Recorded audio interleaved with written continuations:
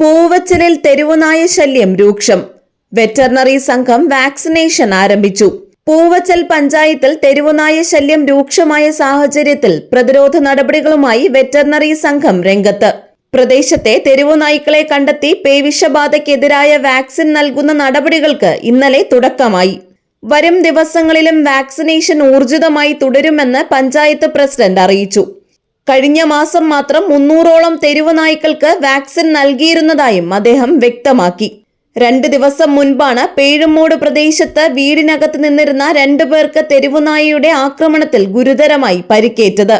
ആക്രമണത്തിൽ ഇവരുടെ വിരലുകൾക്കുൾപ്പെടെ പരിക്കേറ്റിരുന്നു. പ്രദേശത്ത് നായശല്യം വർദ്ധിച്ചതിനെ തുടർന്ന് CPM BJP വാർഡ് മെമ്പർമാരുടെ നേതൃത്വത്തിൽ പഞ്ചായത്ത് ഓഫീസിൽ പ്രതിഷേധം നടന്നിരുന്നു. ഇതിന് പിന്നാലെയാണ് ഇപ്പോൾ വെറ്ററിനറി സംഘം സ്ഥലത്തെത്തി പ്രതിരോധ നടപടികൾ ആരംഭിച്ചിരിക്കുന്നത്. 24 പേരെ ഒരു റാബിസുള്ള ഒരു നായ കടിച്ചതിനെ കാരണം ഞങ്ങൾ ഇതുപോലെ കാവ സംഘത്തെ വിളിച്ച് 50ഓളം തെരുവുനായകൾക്ക് അന്ന് വാക്സിൻ എടുത്തിരുന്നു.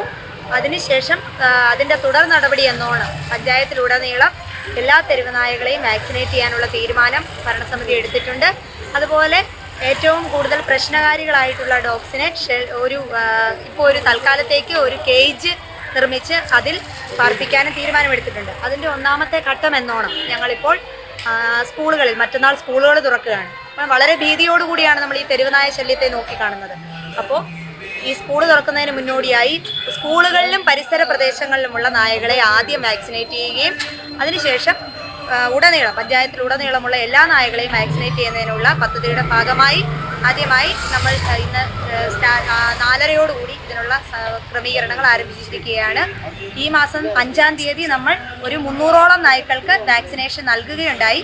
അതിന്റെ തുടർ നടപടിയാണ് ഇപ്പോൾ നടന്നുകൊണ്ടിരിക്കുന്നത്. GTV news Kattakada.